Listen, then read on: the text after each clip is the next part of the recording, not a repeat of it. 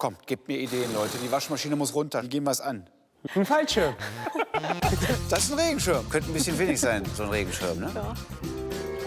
Wow, okay. Upsala, wo Ein bisschen kommst du denn größer. her? Und hoch damit. Und zieh. Entscheidet euch jetzt. Klappt es, Nein. nicht? Oh, los! Wow! Machen wir uns jetzt vor, die Waschmaschine hat ordentlich was abgekriegt, aber so spektakulär war es. Ne? War sehr cool.